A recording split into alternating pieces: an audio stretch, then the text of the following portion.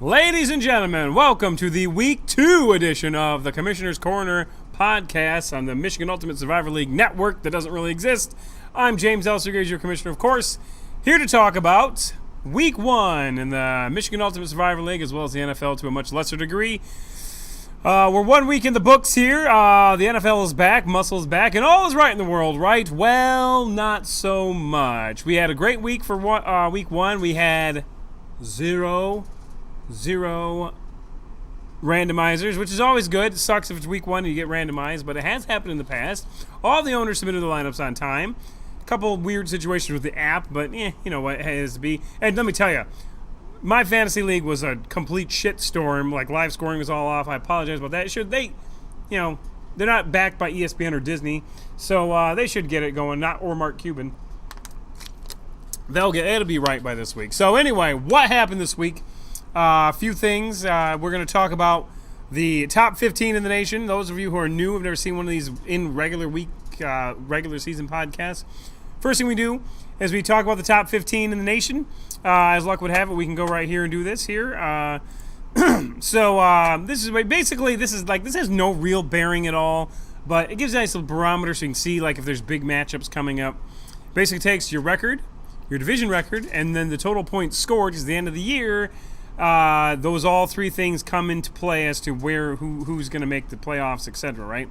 So we go all the way down to the bottom team. Bare Naked Tigers, Jackie Woods, 0-1, scored a measly 42.93 points. Fly Eagles Fly, 43.14 points. They're at the bottom of the barrel. Now here's an unfortunate thing. Conservatism is the new subculture. Scored 101 points and lost. Oh man, that's brutal. DeWyans, FarmersOnly.com, defending champion, and Malling Inc., Passport is Taco, Hernandez, Hitman. All those guys scored 90 points and still lost, which is brutal. Especially Passport is Taco lost 91.37 to 94.51. Rough. But who won?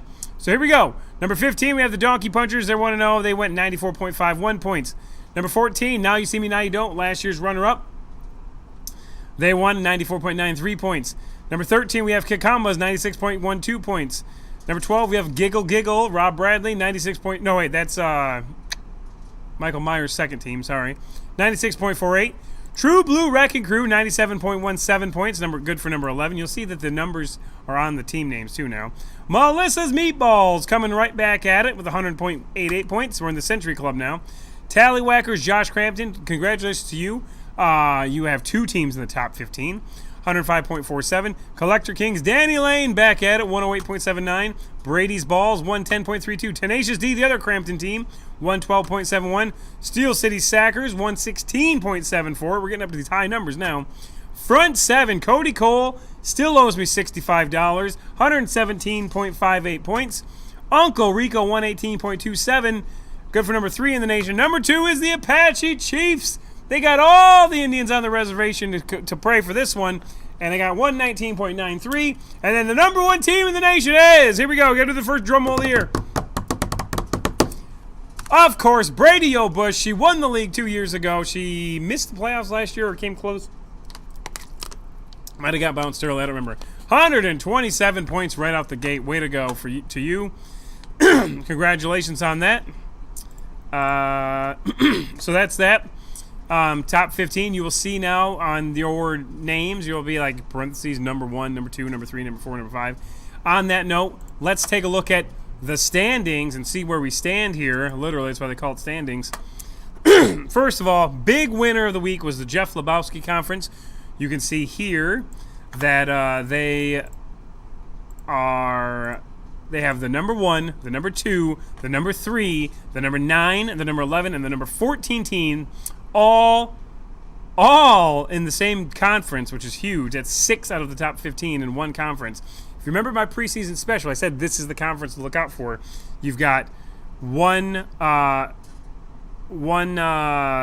defending champion. You've got one team, the last year's runner-up, or one champion, one runner-up. Whole bunch of playoff experience in there. So obviously they proved their point.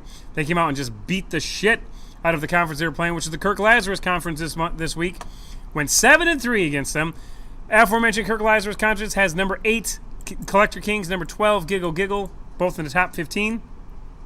Super Original, the only other team that won a game this week. This week it was Lebowski versus Lazarus. Burgundy taking on Spicoli Conference this week.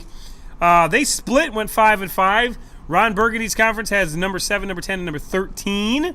Jeff Spicoli Conference, survey says, 0 teams in the top 15 for the Jeff Spicoli Conference. So if you're in that conference, you're okay. Your division sucks so far. It's 1 week.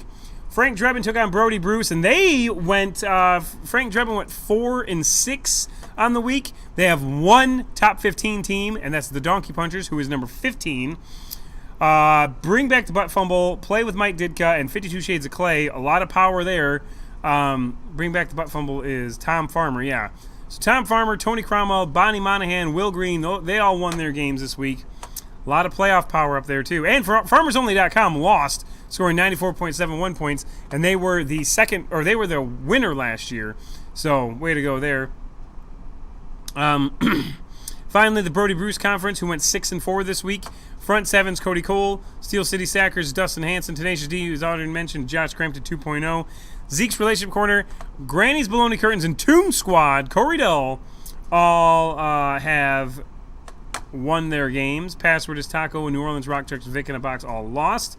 So obviously the power, as we mentioned, would probably be in the Jeff Lebowski Conference. And so far, look at that. 1, 2, 3, 9, 11, and 14 all in the same conference. So look out. If you're in that conference, it's going to be a brutal year. So next thing I want to do is look at our most started players of the week. And you can look at this yourself. You go up here to reports and go to player and go to starter points player. This will show you everything that's going on. Now this here just shows you who scored what. But if you click this for player button instead of franchise and player, hit now, it'll show you everything. For whatever reason, it doesn't. Oh wait, yeah, it doesn't let you sort by the number of players who started them, but still. Most started player this week was the Baltimore Ravens defense, and what a good job it was. If you played them, you did fantastic. Looks like the second most started player is probably James Conner. Yeah, I don't know why it doesn't show that. I'm pretty sure that there's another point I have to go to. Well, whatever. Ain't got time. Figure it out for next week's podcast. Detroit Lions, 16 people started. They actually scored 10 points somehow in that embarrassing loss. And then Joe Mixon, 10 people started him. 19 people started James Conner. I was one of them. He did great, but not good enough. 13 people started Matthew Stafford. Ouch, you probably cost some people some games. Not me, but I just lost naturally. 10 people started Alex Collins. 13 people started Matt Prater with a nice 4-point performance. Let's go down here and see who else we got. You can go down to top 200. I hope no one's below there. Okay, good. Let's see. Yeah. Oof. All right, let's go. Let's see how many players were started this week. Let's look. How many different players were started? Survey says 132 different players were started this week. And you go to average. The overall top performer this week was Alvin Kamara. Way to go. Scored 31.55 points. 11 teams started him this week, so well done. Tyreek Hill, this is brutal. Randomly started against my wife in week 1, which is weird because there's 60 teams, and it's not really supposed to happen, but it's week 1. And anyone who knows us knows that we will not collude. We have a bitter rivalry, so I was kicking her ass the first half of the games. And then Tyreek Hill took the field and scored 28.15 points, and only 2 people started him this week. Of course, one of them was my wife, which he single-handedly pretty much cost me that game. So congrats to Cassandra. You beat me. Whatever. So that shows you where that is. Now, the next thing I want to talk about are the winners and losers, in my opinion. Winner, for sure, is going to be Ryan Fitzpatrick. Nobody started him in MUSL. He scored an ass load of points. I don't know, like 30-something points, and came out of nowhere. He's a backup, let's not forget. Just had a monster game. They dropped 48 on the Saints, which isn't that impressive, really, but 48 is impressive no matter who it is. So nobody started him. It'll be interesting to see if anyone starts him this week. I mean, I picked him up in my regular league. Why not? He's a free agent, right? Loser number 1 this week, to me, is Travis Kelce, okay? You go down here. Travis Kelce is number 132. He's the lowest scoring player in the league who got started this week, okay? And that's weird. Travis Kelce is one of the best tight ends in the league, like top 3 for sure, I would say. I mean, probably top 2, honestly. And to only score 0.8 points is weird in its own right. But what makes it way weirder is that the team scored 38 points.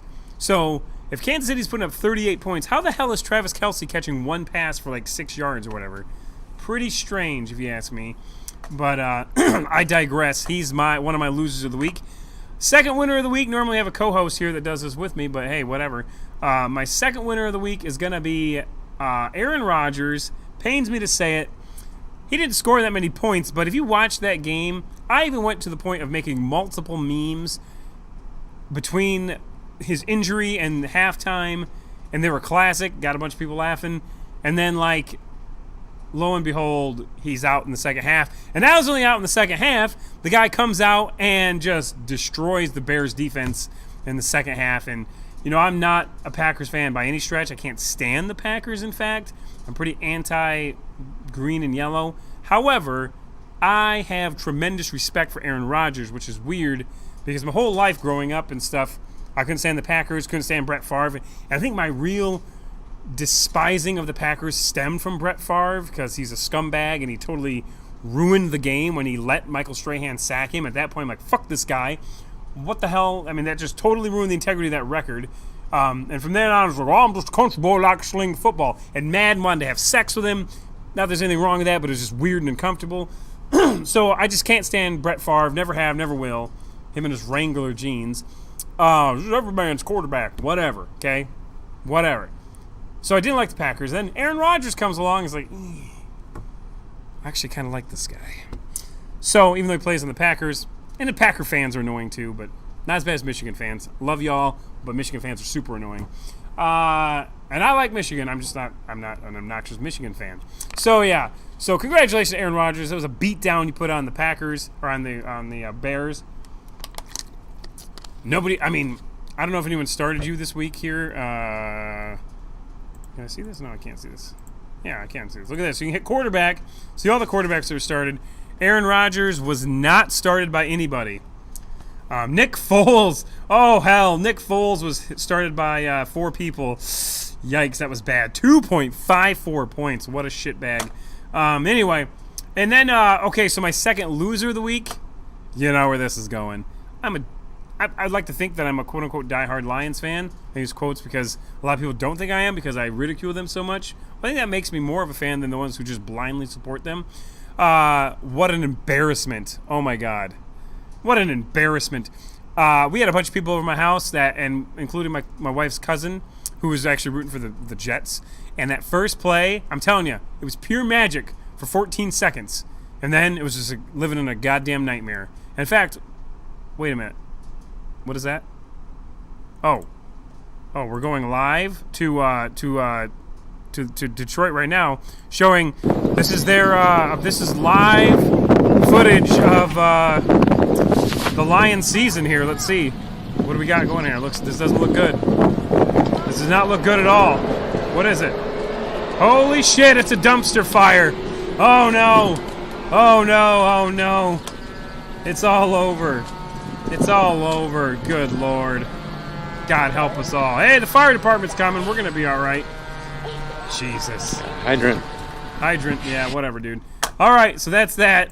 Sorry. I saw the best thing to come from this Colin Kaepernick thing isn't the protest against police brutality. It isn't so you can see who's right wing and who's left wing on your Facebook feed and makes you want to just punch everybody.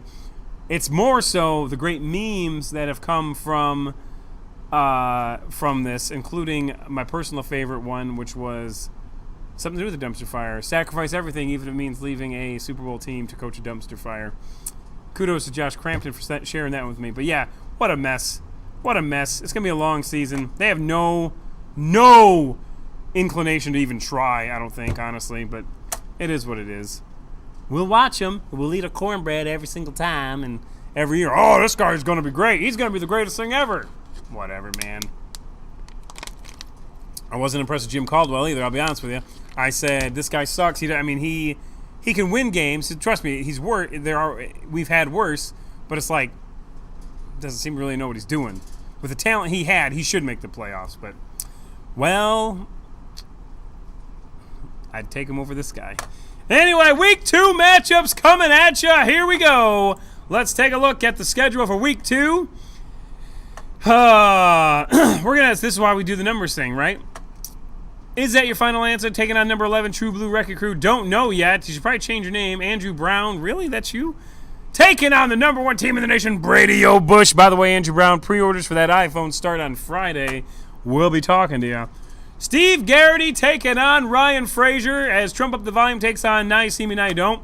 We got a big matchup alert. Melissa's Meatballs taking on Uncle Rico, number 10 versus number 3. We've got Nasty Nutria taking on Kakumbas. Jeremy Orr taking on Sarah Krasansky. And we got the matchup of the week right here, folks. The Apache Chiefs, number 2, taking on Brady's Balls. Corey Brewer versus Cale Seagraves. That's a big one. We're going to scroll down any other big matches here. Front 7 taking on the Dublin Drunks, who got bodied this week. So Front 7's got a big up there. Danny Lane taking on Vic in a Box. Another huge matchup. Giggle Giggle. Michael Myers 2.0 taking on Tenacious D. Josh Crampton's second team. Battle of 2 team owners there. And anything else looking good here? Let's see.